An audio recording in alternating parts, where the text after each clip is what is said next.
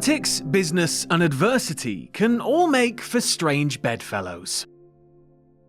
The World Wrestling Federation had long situated itself as a lone wolf, as Vince McMahon endeavoured to run off any and all competitors. But come the mid-90s, the Federation hardly stood alone on the promotional battlefield. In fact, the WWF suddenly found itself as the consensus number 2 promotion once World Championship Wrestling started outpacing them with a fresher, more compelling product chock full of stars, action, and a latent sense of chaos. Needing to put more pep in his lagging company's step, in 1996, McMahon entered into an interesting strategic alliance with an organization whose ethos was as far removed from the WWF creative playbook as could possibly be.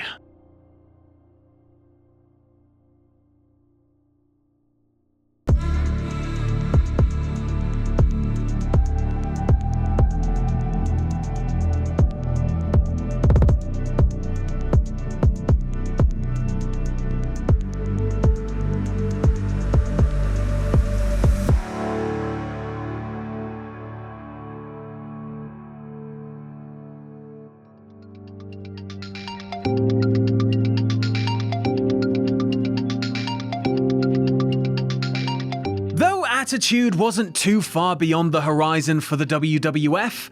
Come mid-1996, they were very much living in the latitude era, in which they basically gave their audience permission to choose a more exciting wrestling product to watch. And the WWF made the audience's choice easier by staging some of the hackiest schmaltz this side of a Bazooka Joe comic, with enough occupational gimmicks and superficial gaudiness to keep R.D. Reynolds occupied for decades to follow. Make no mistake, there was nothing in your face about mid-90s WWF. The product was toothless, like one of Dr. Isaac Yankem's hapless patients. Extreme Championship Wrestling, on the other hand, was proving highly influential. So much so that national companies had clearly taken notice.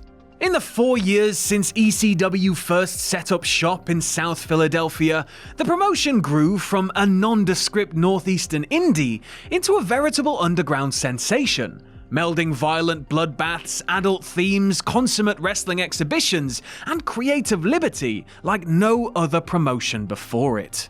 Since the autumn of 1993, ECW had been booked by veteran personality Paul Heyman, and in May of 1995, he bought controlling interest in ECW from its founder, Philadelphia businessman Todd Gordon.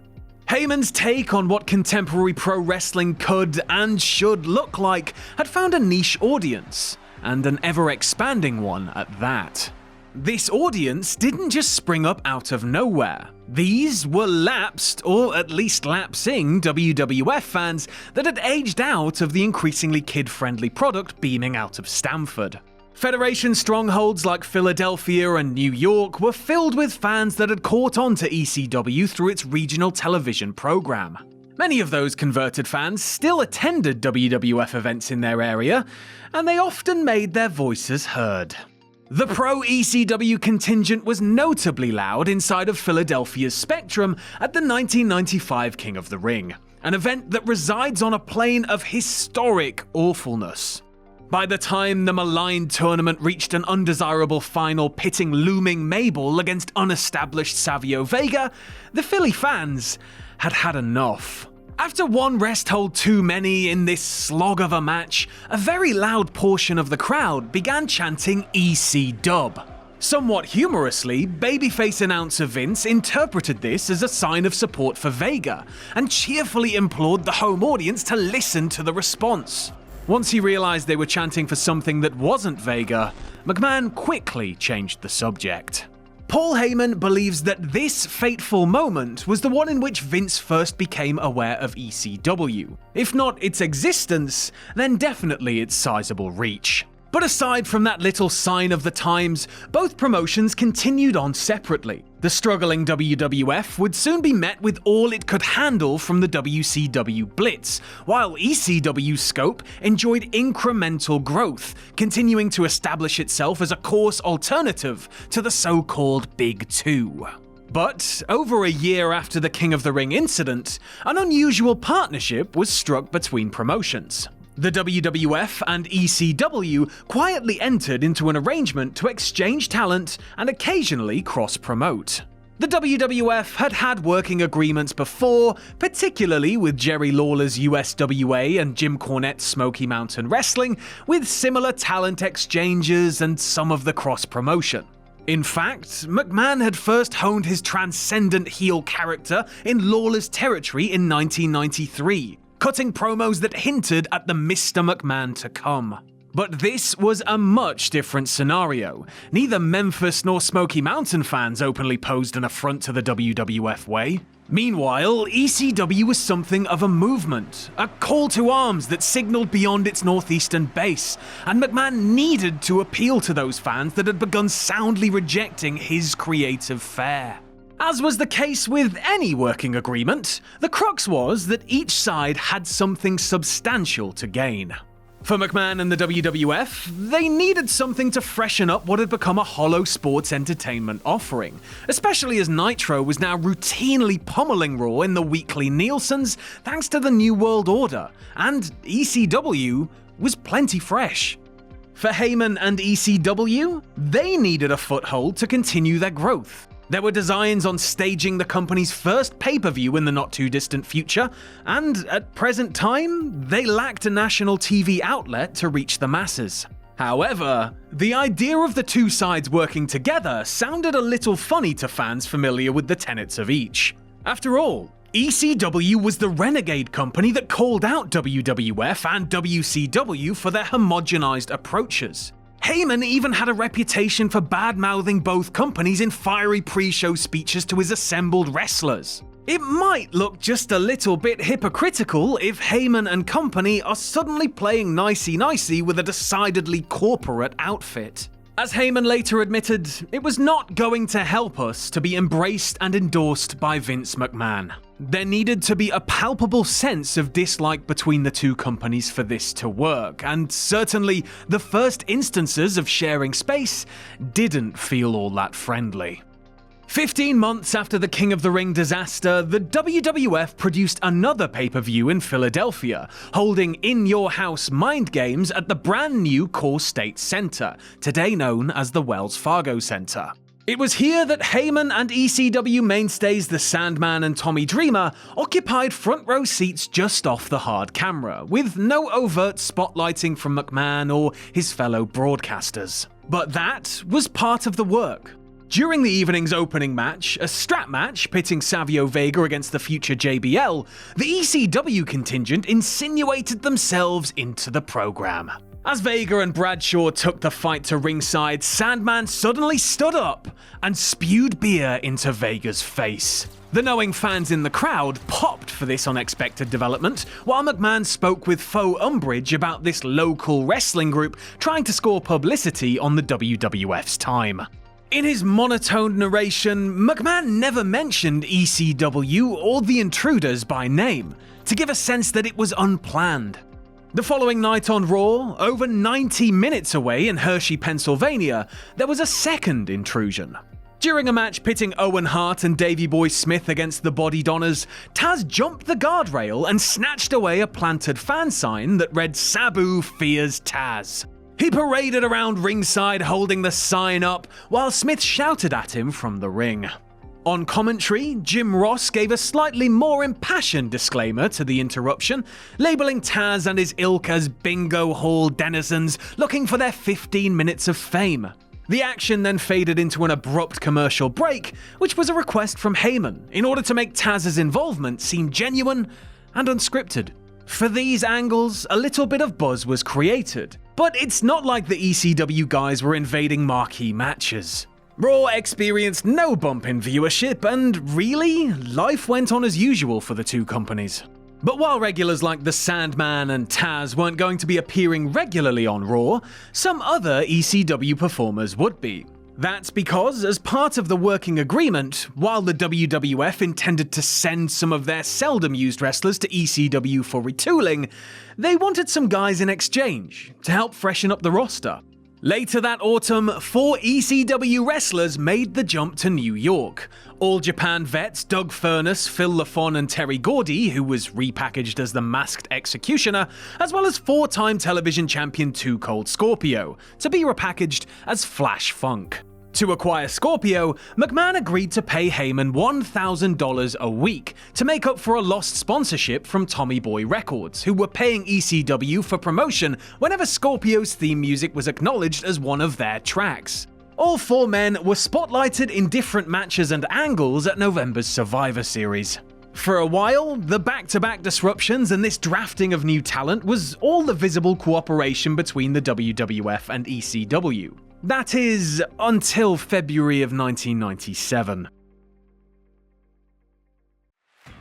By the end of 1996, Monday Nitro was lapping Raw in the weekly Nielsen's, with the post-Starrcade show obliterating Vince's show 3.6 to 1.6. Through the first month of 97, Nitro's victories were generally between 1 to 1.5 ratings points. Something had to be done to put more eyes on Raw. On the February 17th episode of Raw, 5 weeks out from WrestleMania 13, color commentator Jerry Lawler suddenly went on an in-show tirade about ECW, snatching away a fan's pro-ECW sign to make a point. He ran down ECW with the typical talking points, essentially calling it low rent, saying that it was full of degenerates, and he said that most people have never even heard of the company. With the next Monday's Raw emanating from New York's Manhattan Center, the building where Raw first aired in 1993, Lawler invited anyone from ECW to show up and try and shut his mouth. Later, in the Raw broadcast, Heyman called into the show to verbally spar with the King, and it got quite heated, due in part to genuine friction between the 2 men dating back many years. After Lawler ran down ECW's top guys, Heyman accepted the challenge, while also making a pointed aside about Lawler's legal history. Lawler fired back by referencing the time he broke Heyman's jaw whilst the 2 were working an angle back in 1987, as JR fought to regain control of the broadcast altogether.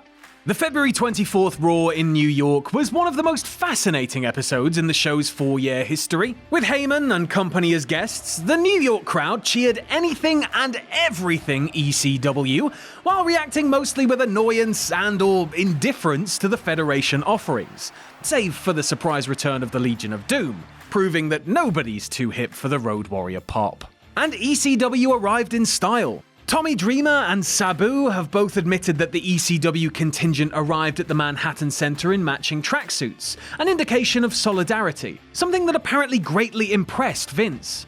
Future ECW Tag Team Champion Danny Doring, who was there as part of Taz's entourage, also noted that a gracious McMahon thanked each individual in the group personally, from the main guys to still training novices like himself and others. But while McMahon was cordial, Sabu notes that the boys in the WWF locker room weren't so enamored with the interlopers. As he later said, in an already competitive atmosphere, ECW guys were taking a lot of WWF guys' television time away from them, and they were pissed. ECW held 3 exhibitions on the Raw broadcast, as Stevie Richards defeated Little Guido, Taz demolished Mikey Whipwreck, and Tommy Dreamer outdueled Devon Dudley. These were basically little bites at the ECW experience, while Heyman sitting in on commentary with McMahon and a combative Lawler plugged ECW's first pay-per-view Barely Legal as much as possible. In fact, Heyman delivered the line of the night when he asked the crowd, "Man, has this show sucked without ECW or what?" And the Big Apple Rowdies roared in agreement. The TV ratings for the night reflected a decent bump for Raw, who did their second best number in 4 months. However, the 2.5 ratings still fell short of Nitro's 3.0, but there is a positive for the WWF in there. Nitro did its second worst number in 7 weeks, and this was coming off a pay-per-view. It was also tied for the narrowest ratings gap between the shows since August. That said, it should be noted that the only quarter-hour won by Raw was one featuring ECW. The Richards-Guido match edged out some relative squashes on the other channel. The ECW invasion continued with a protracted segment on the March 10th Raw, just 13 nights out from the all-important WrestleMania. This time, Heyman and Lawler engaged in a spirited in-ring debate, with the former backed up by a number of ECW stars. Lawler, however, went it alone, designated as the lone agitator in this war against the Philly-based promotion. And this was a wise play, because if ECW were being viewed as the babyface in a promotional war, then who's the heel? Best to make Lawler the sole bad guy instead of putting a black hat on the entire company. After this angle, the interpromotional feud cooled down for a bit. ECW went off to hold the critically acclaimed Barely Legal, purchased by around 100,000 households, while the WWF carried on with exciting times in the fallout of WrestleMania 13.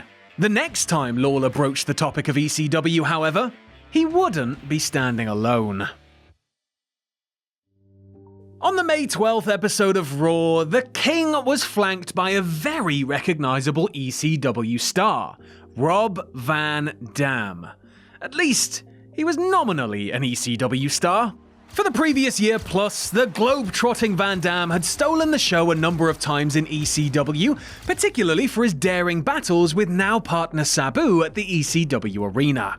However, despite his surging popularity and exotic moveset, Van Dam was not originally booked for ECW's Barely Legal, and only made it onto the card as a sub for the injured Chris Candido. An irked Van Dam interpreted this as a sign that it might be time to go elsewhere.